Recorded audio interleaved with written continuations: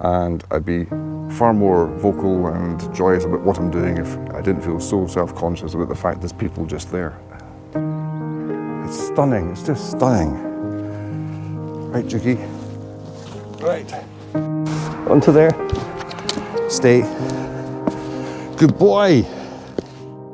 I've actually taken away the sky completely, including the hills and the castle. And then down towards Dalmally on the A85. And that's the area you want to be in.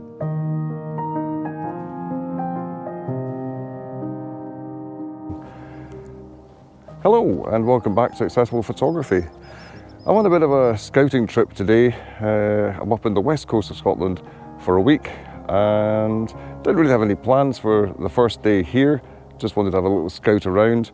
But I realised quite early that Kilchurn Castle was not far from me, and it's just in here. And earlier on, the conditions were perfect. We had mirror-like water, it was very calm, the sun was out, but I know the wind's going to get up, clouds coming over, and tomorrow is going to be very wet and windy. So I thought, let's just try and grab a shot just now. It's just a scouting trip. If I come back and get a better image, I'm going to put that at the end of this video, maybe even a bit more video to show what I was doing. And I'm going to explain or discuss the accessibility of this place towards the end. But let's have a setup and look at how to photograph this castle. So this is the area, and when I came through here yesterday towing the caravan, I didn't even look at the castle here. I forgot it was here. I was looking at the hills in and behind it, and I want to go and explore that area because the light on it yesterday was spectacular. But today I'm here to do the castle, but I expect it to be almost on my own, and that is not happening at all. We've got lots of people fishing here, lots of campers. There's some campers behind me as well. They're allowed to camp here with permission. Dogs have to be on a lead. So Duke's on his lead and it's attached to my camera bag. So you better not go after the collie that's sitting over there or my camera bag will disappear. But this is the view that I've gone for. And I put the castle right in the middle of the hill line here. Now it's quite small on this lens. Obviously I'm going to zoom in to about this. I'm going to remove the tents that are here and just use the trees here as a bit of a frame. I'm hoping I'll get some sun on that at any time. It might happen, it might not. The reflections are completely gone. It was really, really calm. I came along from Oban, and Lochaw village is along here, and there's a viewpoint looking straight at Kilchurn, and it was dead calm. In fact, you can see it's still calm there. And the reflections of the castle in that section just over there was absolutely spectacular.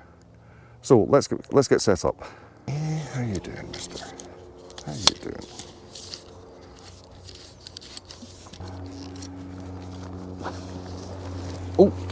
Oh, sorry, Duke, I forgot you were attached.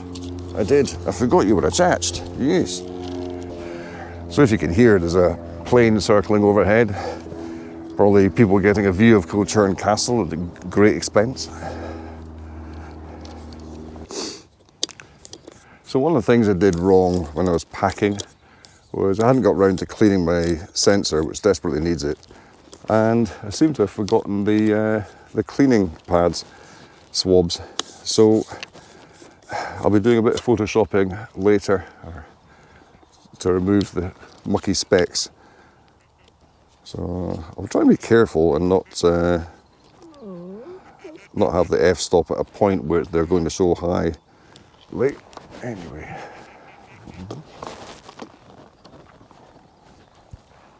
So I moved position slightly there, just to make sure that the trees are actually framing the castle properly.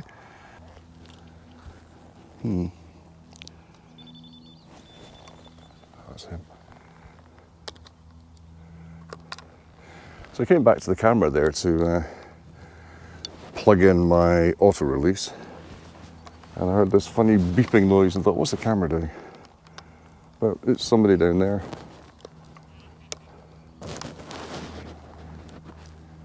Probably an electronic device that tells them if the fish are around. Yeah, I know nothing about fishing.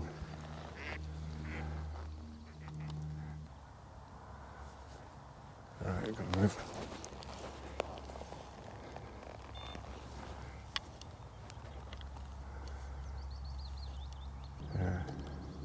So I'm just putting in a very light grad grey to bring down the sky slightly so that it can expose better for the land, because it is quite dark and in shade at the moment.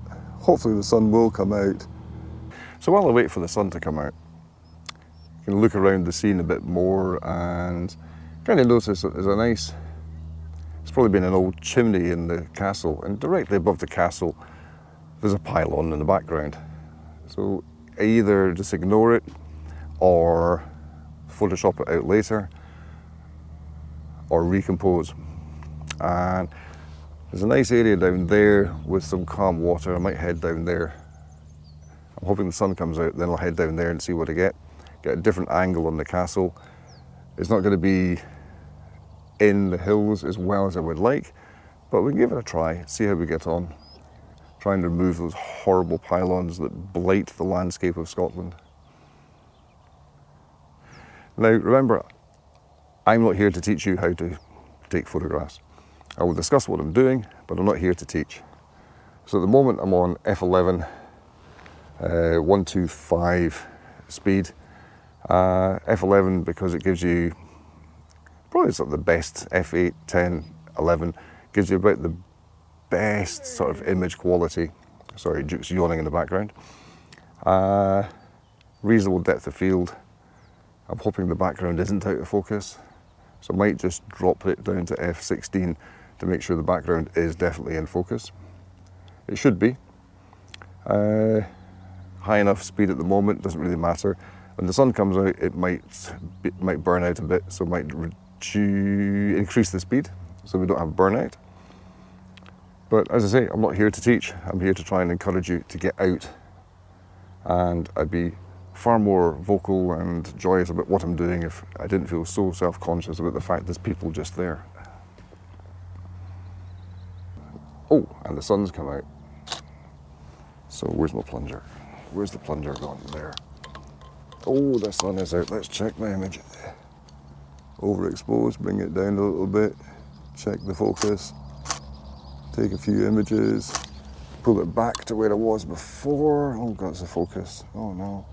Pull back to where I was to get the what do you call it? Cloud. So do that. I've got a dirty great tent in the way, but I'll try and crop him out later. So I might go for a square image. Okay, I'm going to change the f-stop to, I'm going to go to f18. So it takes me 100, just to try and make sure I've got everything in focus there. Now the trees might not be in focus, so unusual case I can't see properly. Just adjust it, the diopter, so I can see that it is in focus. Yep, that's nice. That's nice. We've got nice shadow within the castle. Gives a bit of definition, a bit of depth. And the hills in the background, there's a cloud shadow on them as well. So that also gives a bit of depth, because the rear hill, you can see the shadow going behind the near hill. So that gives you a little bit of depth there. Take a picture. It's really nice.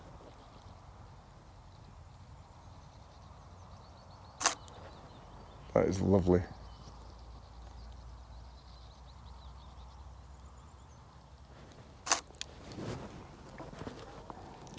I'm taking it wide as possible to get those beautiful clouds in the background. They really are stunning clouds in the background there. And do I want this on anymore? No, a bit of dirty plastic in the way. Right. Does that come out? That looks good. Okay, I'm going to swing you around so you can see what I'm looking at. So this is what I was trying to capture with the cloud formation above and the castle here. The castle's quite small if you bring all this in, but it's quite nice. I mean, let's see how it comes out. And I'm going to move now. So I'm not falling for my usual stay in one position all the time. The sun is out, I'm moving position, Maybe get some reflections down here, although it doesn't look too great. But, oh, sorry, it does. Oh, that's lovely. What about that? That is stunning. That is absolutely stunning. Unfortunately, the castle is kind of slap bang in the middle of a hill, but it's okay. Question is, do I take a picture without this tree? I think I will have to try and get in on that.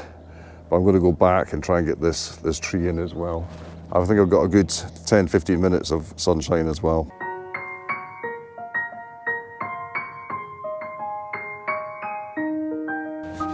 So setting up a camera on a tripod on a bit of a slope, it's always a good idea to put two legs forward of you and bring the balancing one back the way, and then it's unlikely to fall and smash your lens.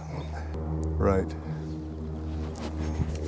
So in case you're wondering, I've got a three-legged thing Brian tripod and a small rig ball head on here, and the reason being is I put the ball head off this, which is larger, onto my Manfrotto tripod, which is a bigger tripod, and I've taken the ridiculous 3-axis head off it because it was driving me insane. And anyway, get on with this before, I've got plenty of time before the light goes. Right, got to check my horizontal because I'm terrible at horizontals. Adjust this until I get what I want. There's just a bit of warmth. Right, I think I'm going to stack this time, and this isn't going to be so easy to focus, so I'm going to focus. I have to move this first. I've just set it up, so I'm going to focus on the rock in front of me, lock it off.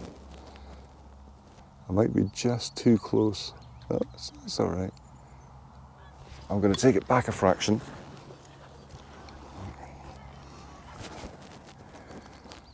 So I'm focused on the rock.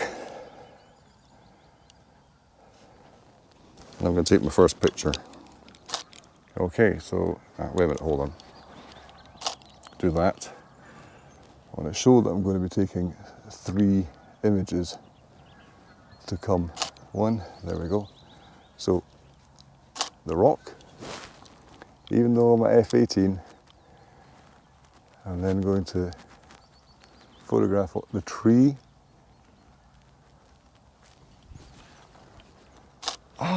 Where's that bit of cloud come from? There's a tiny, tiny bit of cloud just taking out the castle. How frustrating is that?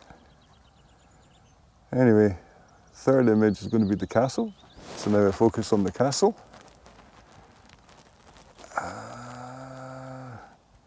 The exposure was out because the sun's gone. So the sun will be back any second. There's swallows flying around. Yay, first swallow I've seen this year.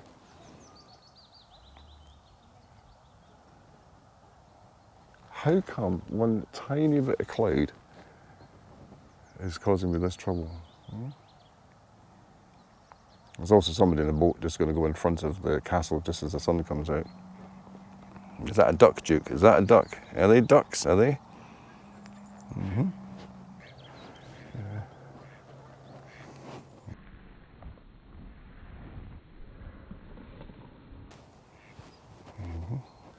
I don't bloody believe this. Please don't be going that way. Oh, there we go. So the sun has come back on the castle. Take that image. So this is going to be an interesting blend of the 3 images, because now my tree in the foreground isn't in the sunshine. The castle is in the sunshine, so they'll be taken out, but it's not going to be so easy. So let's just stop me there. I was going to talk about how it was difficult to bring in that tree into different lights, and then took 3 more images in good sunlight, but didn't realise that the reflection had gone completely. So what I'm going to do now is show you how I get to the final image. So here are the images in Lightroom highlighted, and what I'm going to do next is bring those up in Photoshop. So what I've done is I've selected them, I've clicked Edit In, and then I'm going to click on, at the bottom of that menu, Open as Layers in Photoshop. So here they are now in Photoshop. You can see on the right hand side the 3 images, and I put a black background in, mainly because that's what all the YouTube videos tell me to do. So the first thing that you do is you select the 3, highlight those, then click Edit, and then Auto Align Layers, and bring that up and align layers, the first option that is available.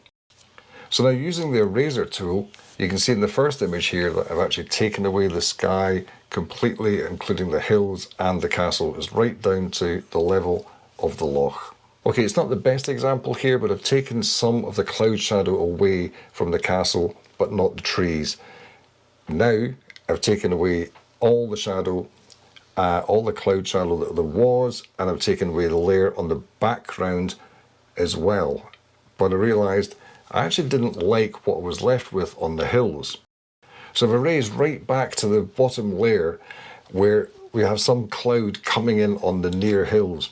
And that gives a little bit more interest and a little bit more depth into the image.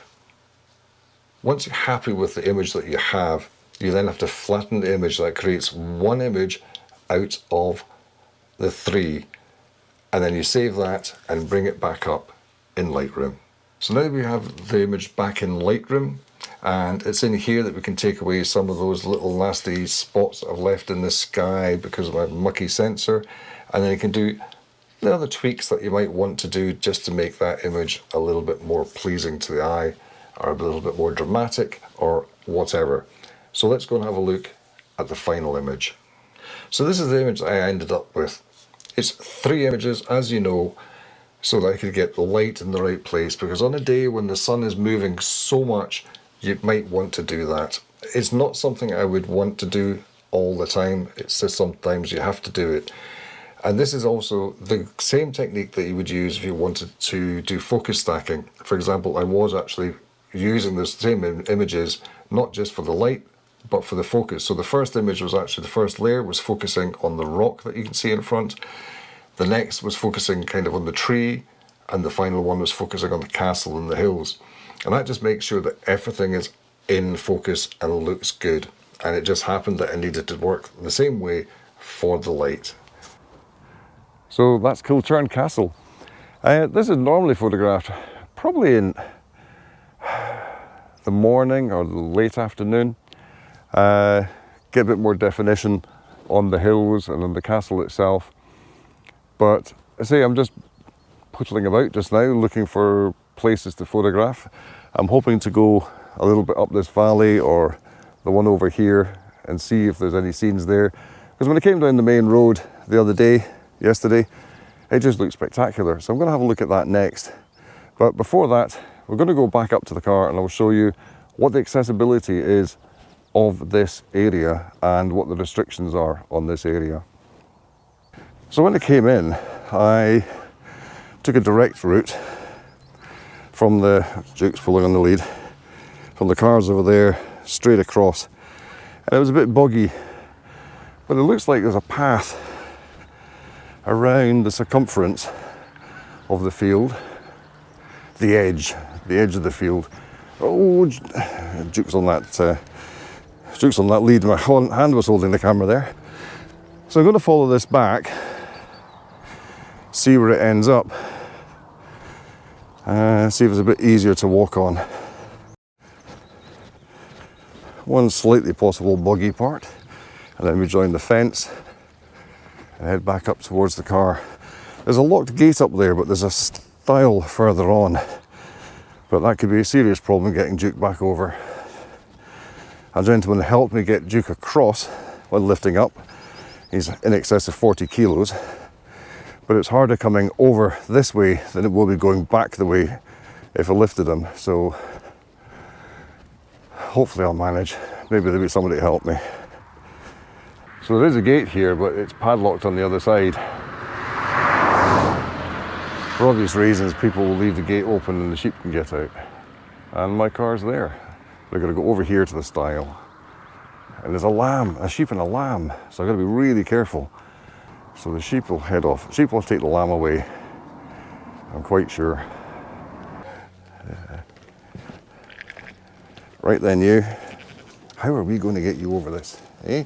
Let's get the tripod. Do you want to let go of the tripod, Duke? Eh? I'm going to take that off first. Throw it over. Okay. Oh. Right then, you. Okay. Can I take that? Can I take? You've got to get over this. I've got to take that. I've got to get over this. I've got to let you. You've got to let go of that. Okay. Good boy, though. Okay. How are we going to do this? Want to jump up? Want to jump up there? Jerk. Jerk. Behave. Behave. Right.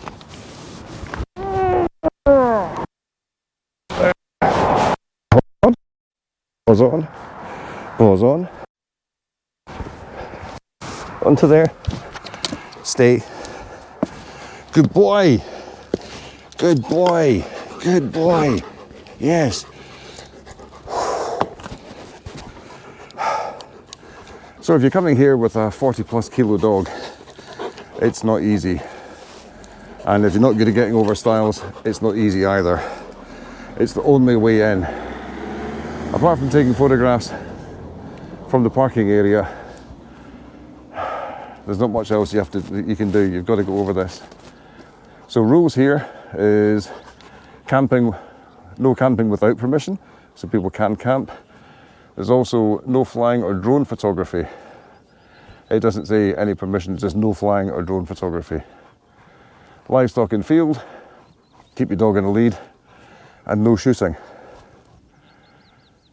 Yeah, no commercial wedding or drone photography without authorization.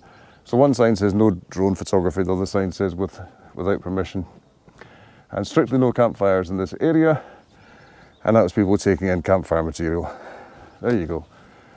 Okay, let's head back to the car. Hey, you need to carry this. You're carrying that. Don't forget you're carrying that. Yeah. Right.